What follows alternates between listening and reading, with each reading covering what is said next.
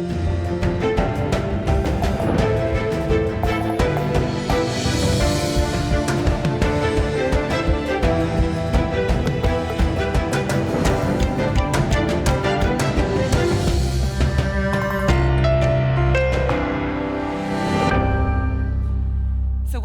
to you both. Thank you for joining us this afternoon.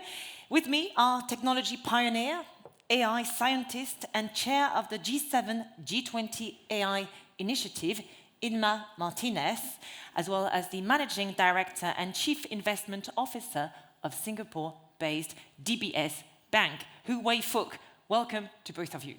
Now, Inma Martinez, let me turn to you to start this conversation. Customers are not just receptive to a personalized approach, they're very much expected these days, and they can be frustrated by a perceived lack of tailoring. So in this context, can you tell us a bit more about this concept of hyper-personalization?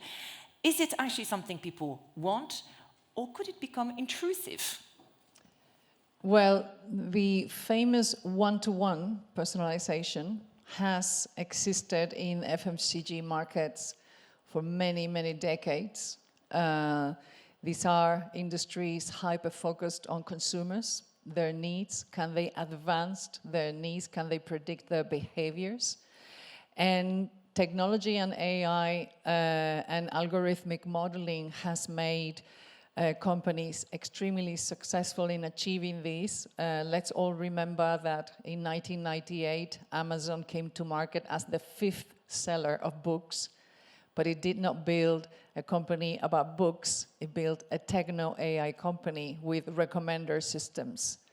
And today we see influencers on TikTok telling people how they can save to buy a car with the 50, 10, 40. It should be a retail bank giving those pieces of advice. So it is suspected, and the opportunity is there. And how can you apply it to the financial services industry? What does this hyper-personalization mean exactly? It means if you are able to profile dynamically your customers, and when I say dynamically, it's literally almost in real time, because people's lives are ever evolving and they are affected by many circumstances that are unpredictable in their lives. You can then create profiles that are adaptable. And the traditional segmentation is incredibly built around a straitjacket of an ABC customer, which these are models and parameters that are so prehistoric. And it's evident that today there is a new consumer, especially women, that need financial planning, that need to understand, should I switch my mortgage? Should I find a more, a better performing insurance for my house? I mean, and many other investment vehicles that will be attractive for people, because never before have people been more concerned about their money and their savings than now. What's key here is customer experience. It's vital, isn't it? And you've advised organizations worldwide on this. And a more personal service, indeed, using data and technology. So can you talk us through maybe some of the examples from the banking sector, and also what banks can learn from other sectors? You mentioned Amazon earlier, for instance. There are two kinds of data that you build around individuals. One is real-world data, which is about the name, the gender, is this a man or a woman, where do they live, etc. And then there is the real-world evidence data.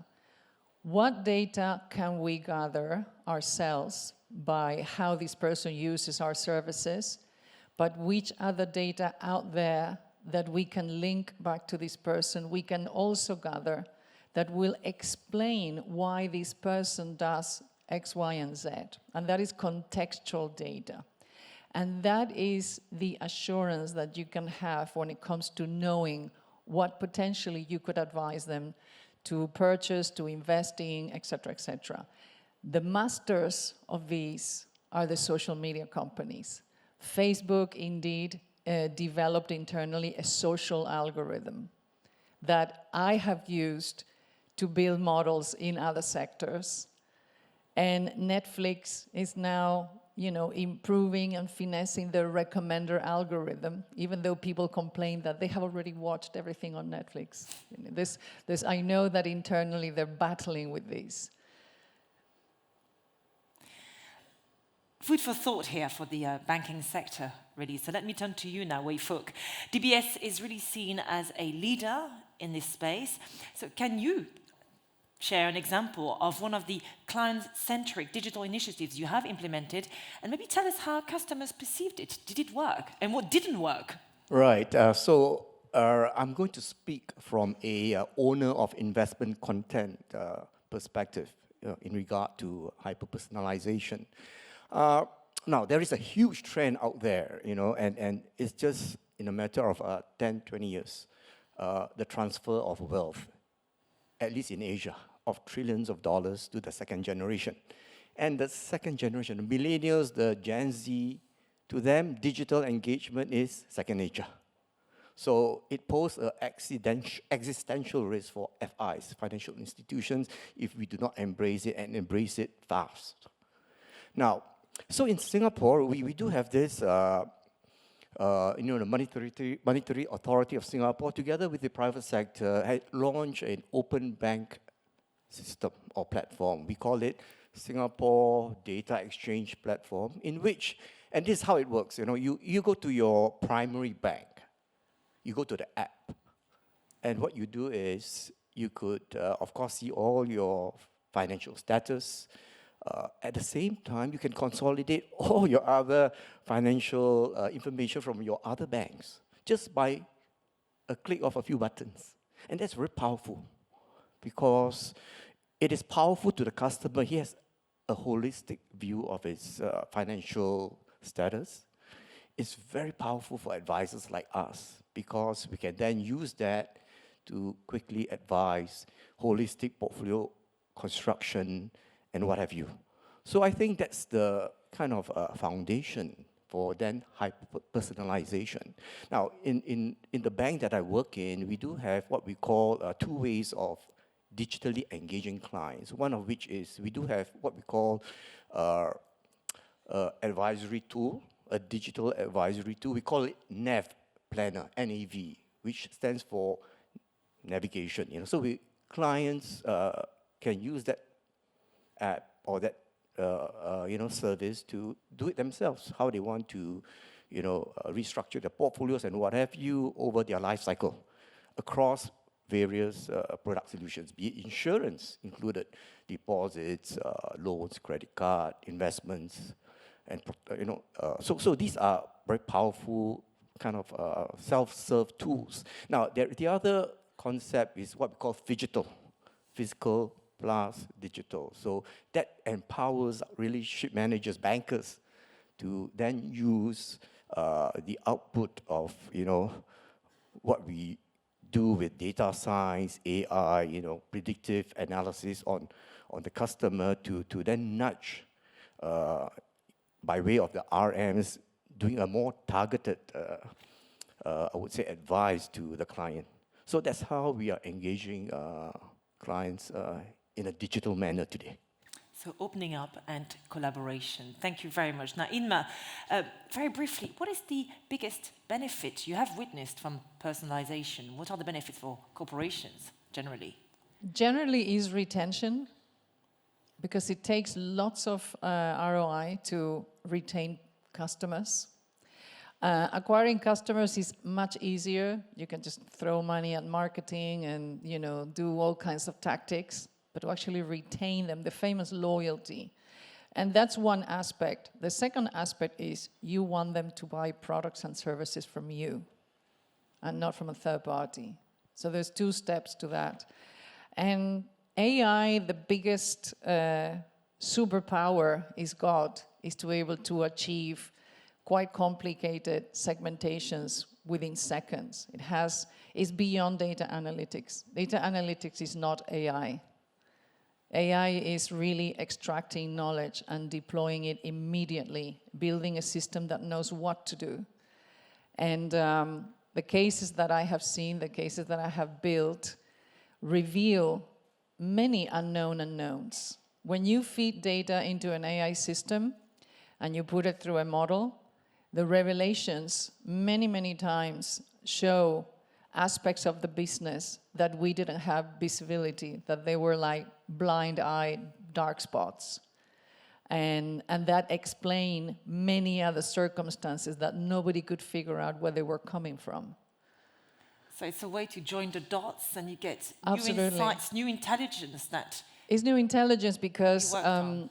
it gives you a context in which it is explained why people do things, which is a very dark aspect of non-information that you have when you look at managing a portfolio of consumers.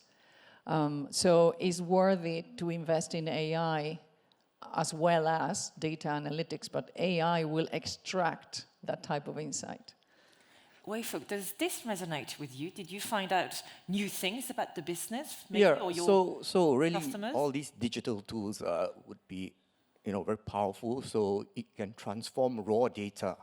Raw data as in, the client's portfolio holdings, the client's risk profile, what are his needs, is he expecting more income in his portfolio and all that. So all these are raw data, and also what he consumes on the app, what kind of content he consumes with the app. So all this data, what we do with it is then create nudges. So, okay, nudge, for you to do this and that, either through just pure digital engagement or through a relationship manager. But from a client, from an owner of investment content perspective, I have always been very, very careful about this. We have great lessons learned from the likes of Netflix, Spotify in terms of nudging, the nudging kind of model, right? But it doesn't apply. It's not that straightforward. There are a lot of nuances. A client who owns only UK stocks doesn't mean you nudge him to buy more UK stocks. That's totally against the principles of portfolio. So you can learn great practices from these, the Amazons and the Netflix, but we have to be careful because at the end of the day, as advisors, we must realize this, at least in Asia, financial products are sold, they are not bought. A client doesn't come to the app or to the bank to buy a bond, a fund. They buy because they are being advised to buy. So, unlike, people queuing up to buy Taylor Swift's tickets, you got to be careful how we sell. You cannot just blindly follow the way, Netflix or Spotify nudge. Thank you very much. Now, you've both talked about the opportunities of embracing technology and data in particular, but we are, let's face it, swimming in data, aren't we? And banks certainly are, because they collect a lot of it. And that's a challenge, isn't it? You mentioned earlier that data should be contextual. So what's the right way around using that data with so many different services, so many different departments, business lines, etc., units? What's the right approach to harness its power? So many times you're able to build a predictive model of behavior with just 3 months of data. It depends what you're after. You don't really need to grab historical data of 3 years. Absolutely not. Because the value of a model is its ability to perform and be able to show you anomalies, which is what you really need to pay attention to. The customer base, in general terms, behaves very steady and in expected ways. And the interesting customers are the ones that show you anomalies, and those are the ones where you put all the effort. One of the challenger banks, as they call it in the UK in retail, during the pandemic, spotted a specific anomaly that they knew that was showing something bizarre, which is elderly people and disabled people, apparently they were going supermarket shopping for groceries when the government had said that they were not meant to leave their homes.